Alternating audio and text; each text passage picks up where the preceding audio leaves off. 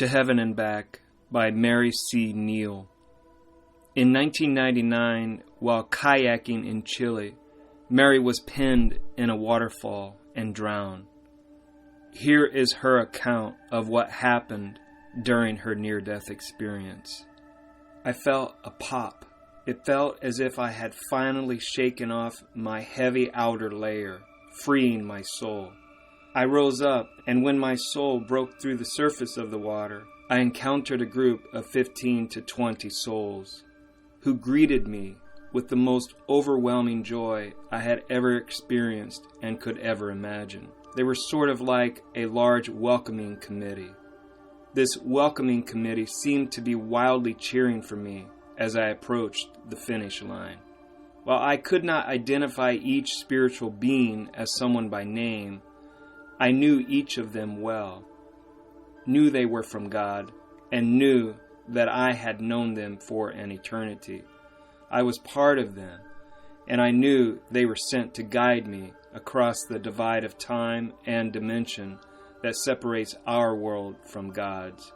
I also had the unspoken understanding that they were sent not only to greet me and guide me, but also to protect me during my journey.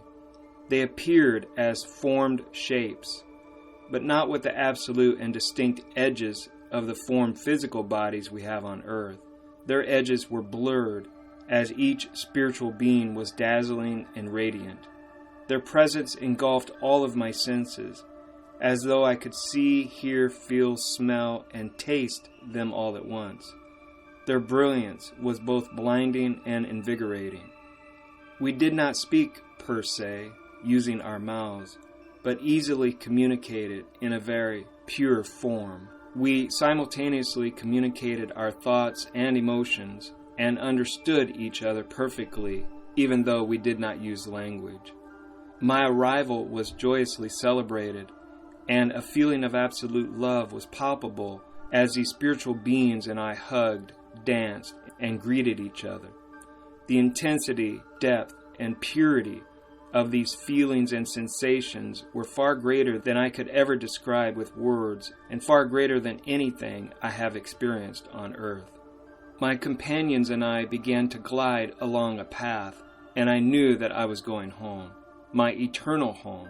We were returning to God, and we were all very excited. My companions could barely contain their unbridled enthusiasm, and were eager to announce my return, celebrating it with all the inhabitants of heaven. We were traveling down a path that led to a great and brilliant hall, larger and more beautiful than anything I can conceive of seeing on earth. It was radiating a brilliance of all colors and beauty. I felt my soul being pulled toward the entry, and as I approached, I physically absorbed its radiance and felt the pure, complete, and utterly unconditional, absolute love that emanated from the hall. It was the most beautiful and alluring thing I had ever seen or experienced. I knew with a profound certainty that it represented the last branch point of life, the gate through which each human being must pass.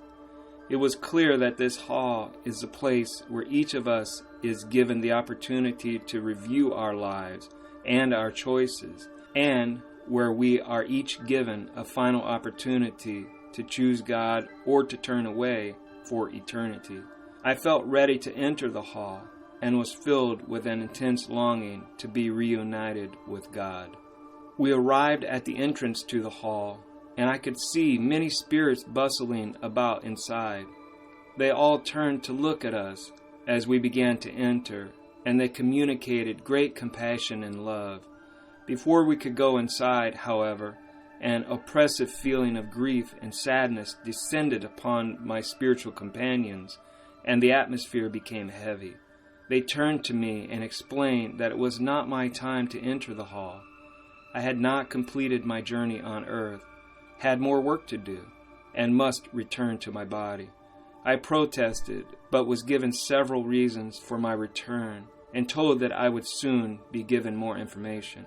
We shared our sorrow as they returned me to the riverbank. I sat down in my body and gave these heavenly beings these people who had come to guide, protect, and cheer for me one last longing glance before I lay down and was reunited with my body.